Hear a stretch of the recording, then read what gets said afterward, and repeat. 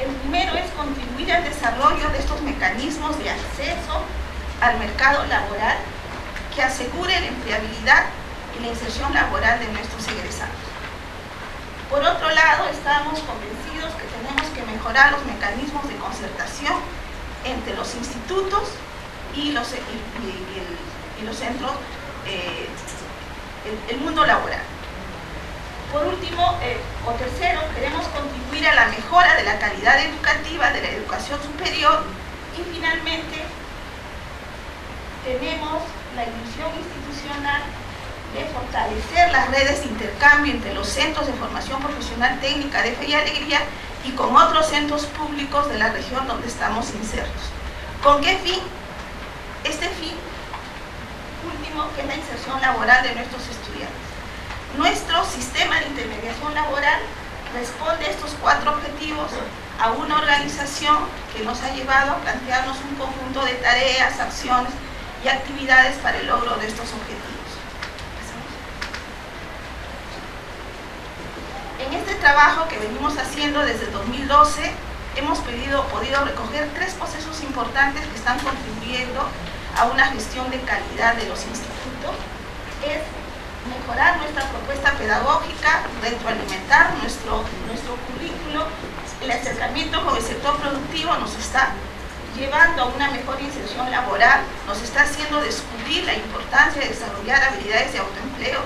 Por eso la no renuncia a la generación de proyectos productivos y habilidades de emprendimiento en nuestros estudiantes. Y por último, nos ha terminado de convencer que si no hacemos seguimiento de egresados, si no hacemos un seguimiento de las prácticas laborales, no podemos rendir cuentas al país, a la educación, ni podemos mejorar el sistema educativo de la formación profesional técnica. Este trabajo de intermediación laboral y el acercamiento al sector productivo nos lleva a un círculo virtuoso, el cual nos exige en el día a día el poder identificar empresas y puestos de trabajo, identificar colaboradores que no solamente son del sector productivo, del sector educativo, ONGs, etc., establecer alianzas, algunas escritas, otras a partir del empeño de la palabra, y a trabajar nuestros planes de inserción laboral por instituciones educativas de acuerdo a su contexto, a su realidad, y poner en marcha. Este círculo virtuoso nos lleva a otro círculo virtuoso, que es una mirada permanente de autoevaluarnos, de mirar nuestro quehacer educativo, desafiarnos en planes de mejora, plantearnos un seguimiento de egresados y de practicantes estructurados con protocolos que podamos rendir cuenta, hacer las mejoras que necesitamos, la inserción laboral de nuestros estudiantes y el ajuste al currículo. Desde nuestra mirada y de nuestra concepción, que queremos formar ciudadanos profesionales capaces en comprometerse en la transformación social, para Fe y Alegría, un primer paso al plantearnos nuestros perfiles es plantearnos cuál es el perfil actitudinal que debe evidenciar este egresado de la formación profesional. Por lo tanto, nosotros revisamos nuestra propuesta educativa, hacemos la lectura de las demandas sociales donde estamos insertos, leemos nuestro contexto, y en la formación profesional hemos incorporado la identificación de las necesidades del sector productivo, de las empresas. Hecho estas 3 actividades, levantamos nuestro perfil actitudinal como una primera tarea. Y en esta primera tarea, un perfil actitudinal de Fe y Alegría, sea de la educación básica o de la educación superior, debe responder a 3 componentes.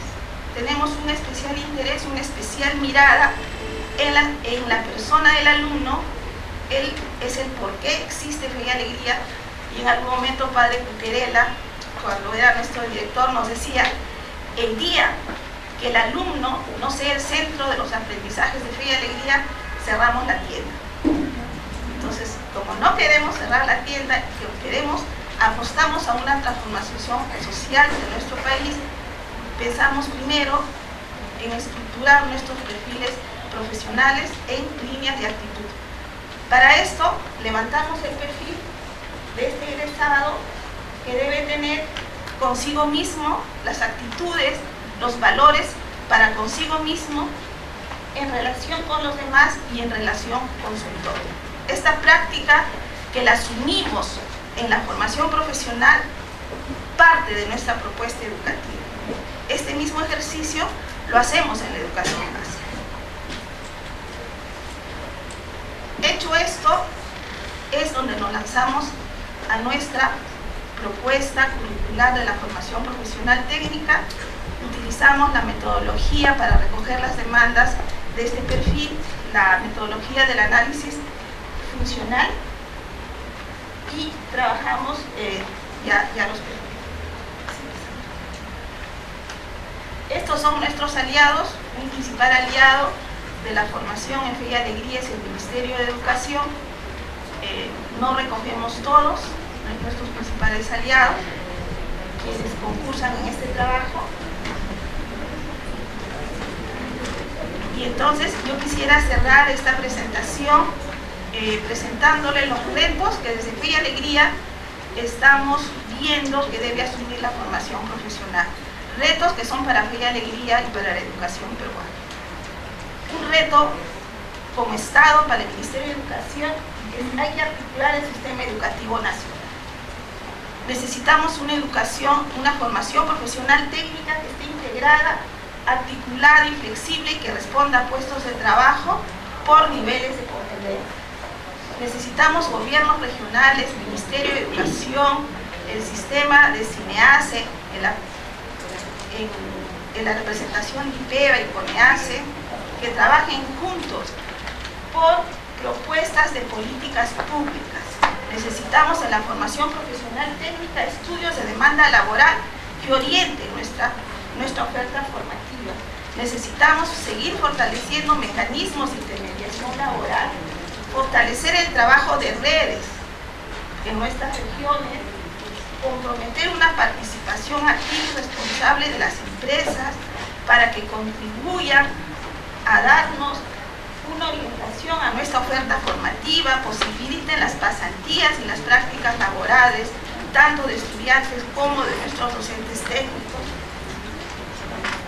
Necesitamos en los institutos superiores desarrollar un liderazgo, una organización y una participación activa unida al sector productivo. Asimismo, la promoción de la investigación y una formación y una responsabilidad del docente técnico por su autoformación.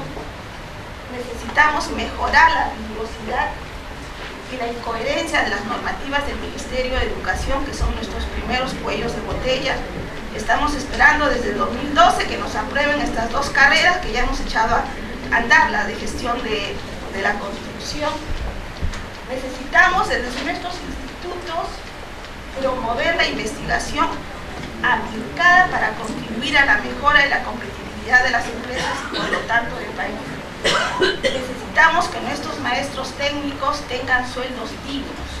Un maestro de la formación profesional técnica en la educación superior está ganando entre 800 y 1.200 soles.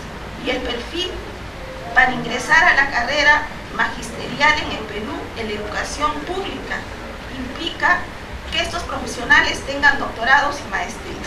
Con ese sueldo, imposible. Asimismo, necesitamos una inversión del Estado en el equipamiento.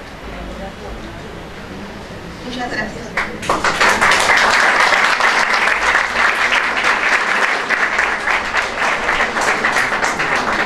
Muy bien, ahora vamos a pasar al estadio de preguntas, al diálogo con los participantes y los expositores.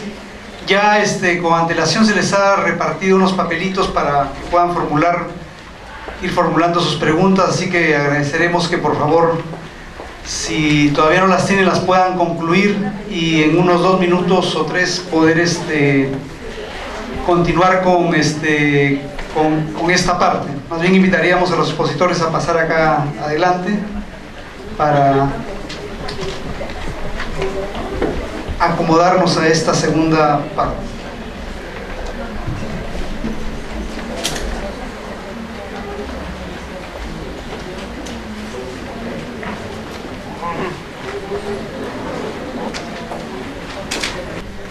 Bien, si hubiera quizá alguna otra pregunta la pueden ir haciendo llegar mientras van respondiendo los expositores. Vamos a ir en el mismo orden que han sido las exposiciones, así que empezaremos con Fernando, seguiremos con Narciso y terminaremos con Gloria. En lo posible les pedimos que tome cada uno no más de 10 minutos para más o menos mantenerlo dentro de la hora prevista. Entonces empezamos con Fernando. Ya, perfecto. A ver, muchas gracias por las preguntas. Ahora vamos a pasar a tratar de responderlas. ¿Qué hacer para quitar el estigma de la educación técnica, para que más jóvenes quieran estudiar y valoren hacerlo en instituciones como Senat? Bueno, una de las propuestas que creo que hemos coincidido acá, los que hemos estado acá en este panel, es dejar la puerta abierta, digamos, para los que estudian en institutos tecnológicos, para poder seguir su carrera profesional. Si a uno le cierran esa puerta, entonces dice, no, mejor no me meto ahí, ¿no es cierto? Esto es algo que esta es una decisión que no es muy difícil, es casi administrativa, digamos. Es decir, abrimos la puerta de la educación técnica también para proseguir hacia una educación universitaria y de posgrado, como ocurre en otros países. La oportunidad podía ser justamente el debate de esta ley universitaria. Este era el momento, que en lugar de debatir sobre la universidad, debatamos sobre la educación superior. Yo no sé si eso es posible, pero en fin. Ya, a ver, seguimos. Jorge Rivera, docente de la San Marcos. ¿Cuál sería una propuesta de inclusión en una nueva ley de educación, la línea de formación técnica y superior? Justamente, digamos, terminar con la idea de que la educación superior es educación universitaria. Hay un cierto elitismo en eso, ¿no? Creo que los profesores, ¿no?, en las universidades no quieren mezclarse, digamos, con lo tecnológico. Es absurdo. En otros países hay universidades que tienen formación universitaria y formación tecnológica dentro de la misma institución, ¿no?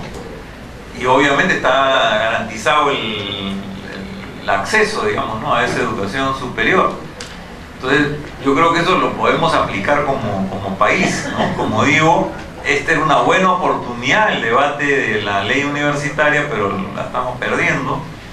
No quiero ser pesimista, pero en fin, esa es la reflexión. ¿Cómo podemos reorientar la educación técnica para cambiar el modelo exportador primario a un modelo creador de valor agregado y desarrollo tecnológico? Bueno, ya esto escapa pues el ámbito de la educación. Digamos, enfoque es que los cambios productivos generan cambios en la educación, ¿no? Entonces tenemos que empezar por la propuesta productiva, y felizmente creo que ese sí es un signo digamos, positivo y esperanzador. Se está debatiendo ahora un plan de diversificación productiva, como en muchos años no se debatía. No le han llamado industrialización porque no han querido chocar con Chocano. Digamos, es un plan con un nombre modesto, pero en el fondo yo diría que tiene muy buenas posibilidades. Es una discusión de fondo y ha generado un debate nacional. O sea, mucha gente está opinando. Hace mucho tiempo que no se debatía de estos temas. Justo hoy día estaba en el Ministerio de la Producción y la verdad el ministro está entusiasmado con esto. Yo creo que habría que apoyar esta iniciativa, y al tener un sector productivo más orientado al valor agregado, a actividades complejas, eso va a generar una demanda sobre el sector de educación y van a poder actuar paralelamente. El sector de educación se podrá adelantar un poco, ¿no?, para poder sacar egresados cuando el sector productivo se transforme, pero tienen que ir paralelo, ¿no? No podemos hacer, digamos, compartimentos estancos acá, ¿no? ¿Cómo conseguir un enfoque integral en educación? Bueno, eso es lo que intentamos, ¿no? Yo creo que las instituciones que estamos acá en la mesa concebimos la educación como una formación integral, ¿no?, en niveles técnicos productivos, de valores, de manejo de tecnologías, ¿no?, de instrumentos, formación humanista, formación en ciencias básicas, en fin, creo que esa es la idea, digamos, que de alguna manera la aplicamos, ¿no? ¿Cuál es la diferencia entre innovación y creatividad? En realidad, la creatividad es un concepto más general, que es una condición necesaria para ser innovador. Hay que ser creativo. Lo que pasa es que el innovador tiene además un criterio de mercado, de necesidad, de que alguien va a usar, digamos, la creatividad del el bien o el servicio que ha producido, ¿no? Más bien hay una diferencia entre inventor, que también es creativo, pero el inventor se queda en un modelo, puede sacarse un premio Nobel, pero no llega al mercado. El innovador llega al mercado y tiene una recompensa económica. ¿Cómo definir educación inclusiva? Yo creo que, digamos, Fe y Alegría y la Ruiz de Montoya y TechSoup tienen propuestas inclusivas justamente al integrar a todos los sectores de la sociedad, dar soluciones económicas, como el caso de los créditos, ¿no es cierto? En nuestro caso, becas, ¿no? Y Fe y Alegría, que está orientada directamente hacia sectores populares. Yo creo que somos una buena muestra de esta educación inclusiva, que otros ojalá sigan ese ejemplo, ¿no? ¿Qué experiencia o modelo técnico es más adaptable al Perú? ¿El modelo alemán, brasileño? Es difícil esta pregunta. Yo tengo mi, digamos, debilidad por el alemán, de verdad, pero a veces de repente puede estar un poco lejos, pero digamos quizá el brasileño pueda ser más cercano, ¿no? Que es también muy exitoso, pero ellos a su vez se inspiran en el alemán, ¿no es cierto? Y quizá Colombia, Chile también pueden ser buenos ejemplos, ¿no? ¿Cuál es la perspectiva de los institutos públicos tecnológicos? Bueno, ese es otro problema, ¿no? O sea, no podemos solamente dar una solución a los institutos privados. De hecho, hay muchos públicos y eso también tiene que transformarse, ¿no? Estamos en el caso de los institutos en una situación similar que las universidades. Los institutos públicos están bajando en calidad, ¿no? Y digamos, hay unos institutos tecnológicos privados buenos como TechSoup, de alta calidad, pero los nuevos que están creándose son de baja. Entonces, estamos en una situación complicada, ¿no? ¿Cómo resolver eso? En el caso universitario se quiere resolver con una regulación del Estado, ¿no es cierto? Que está bien, es correcto, pero no puede ser una sobreregulación como se han quejado acá, ¿no es cierto? Mis dos colegas, ¿no? O sea, tiene que ser una regulación creativa, más proactiva, más de incentivar, de impulsar, más que una cuestión controlista policial, digamos, ¿no?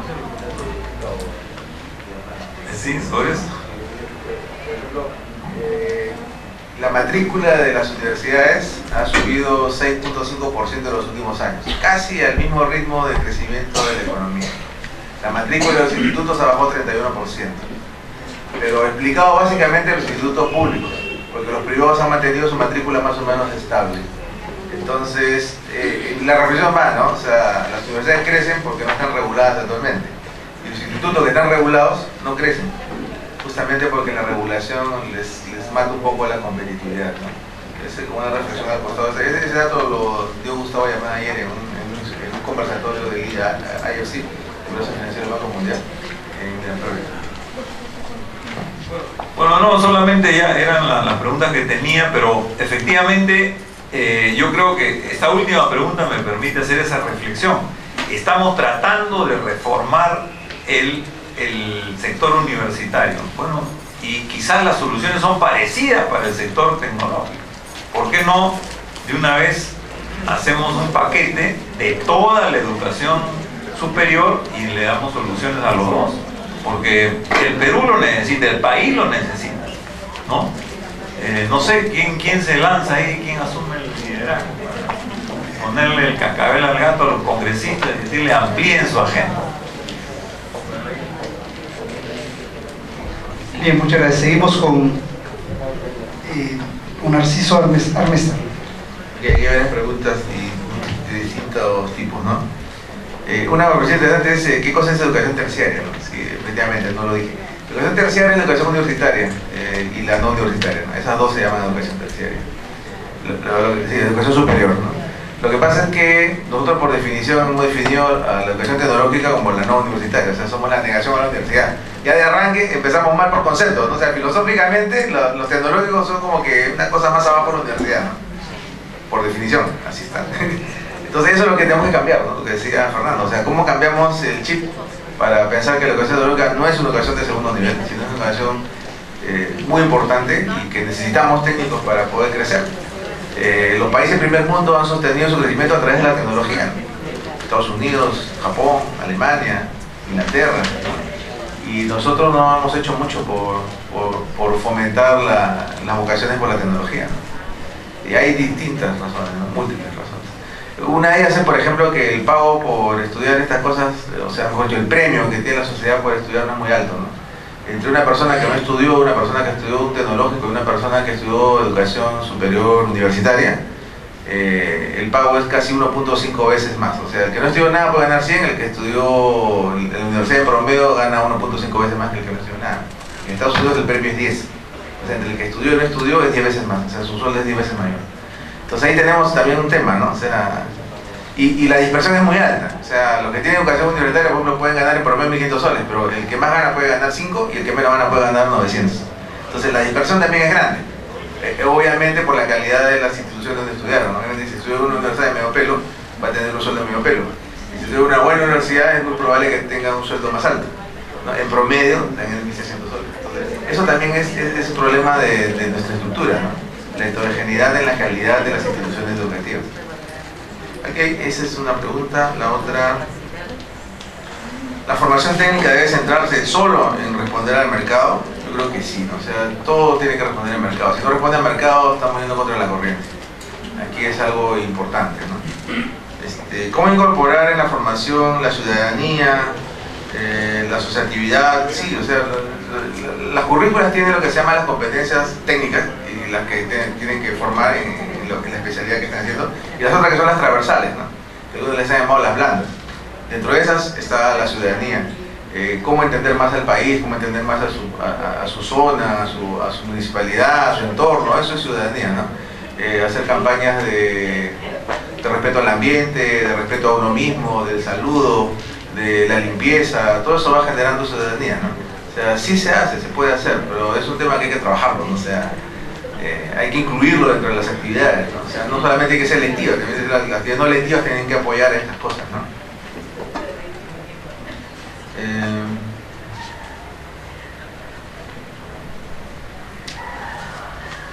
En la actualidad, ¿solo se puede generar el emprendimiento a través de la tecnología?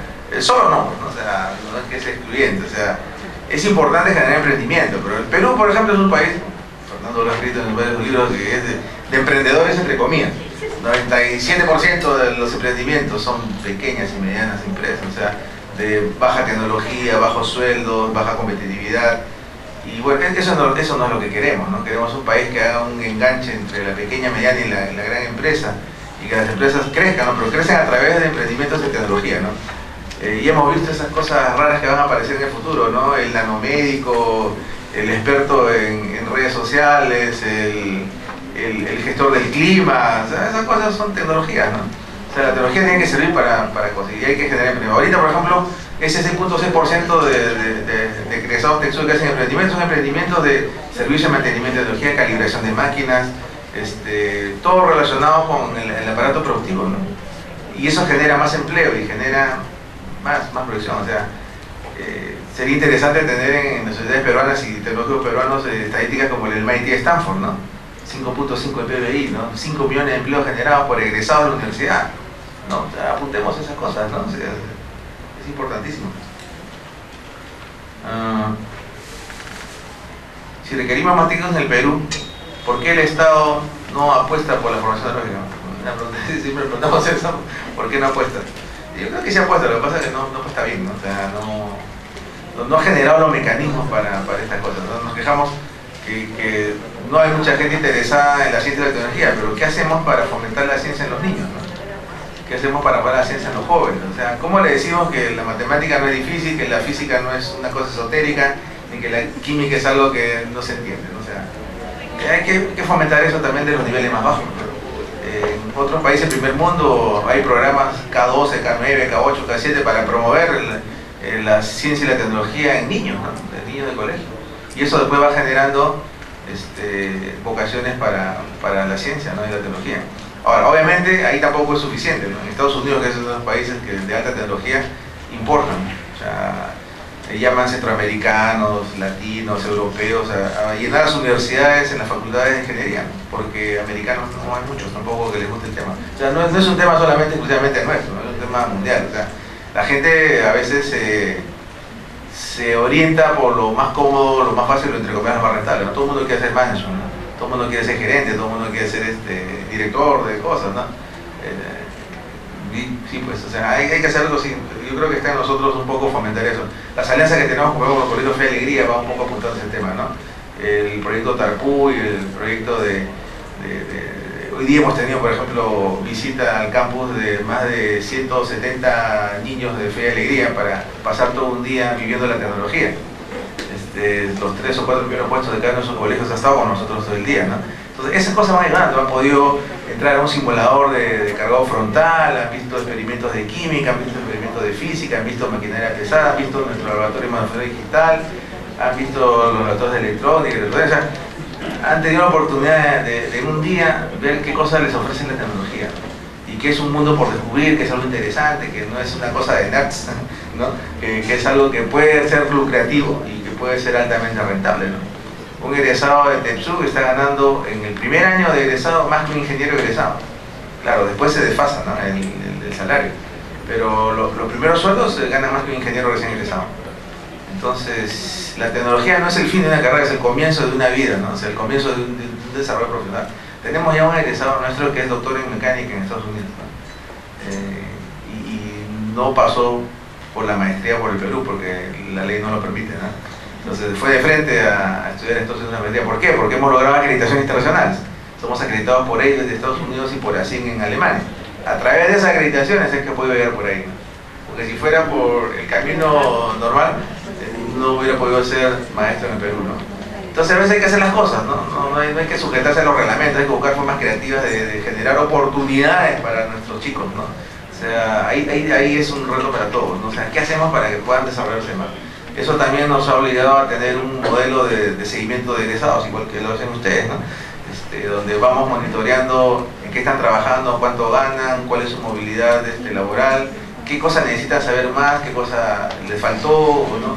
O por dónde anda la tecnología para saber qué cosas incluimos en las currículas, ¿no? Cuánto están ganando, ¿no? O sea, esas cosas son importantes y hay que hacer los seguimientos, ¿no?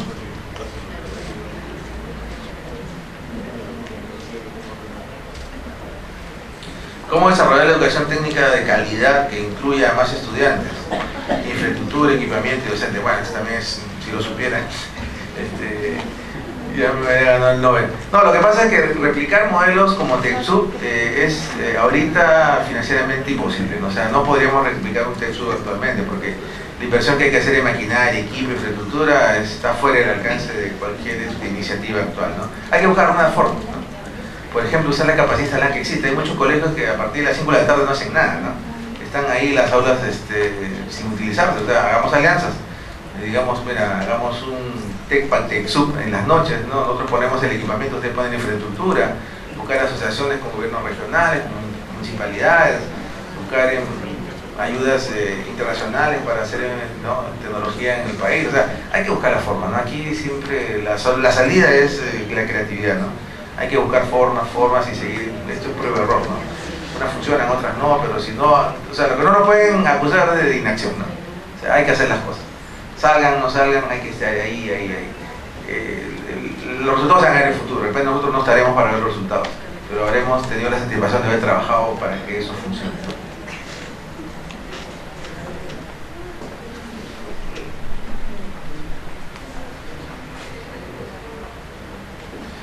Esta no la entiendo bien. Dice, ¿quién, cómo y qué hacer para brindar educación tecnológica si los temas tecnológicos son de ciencias, ingeniería y no de letras?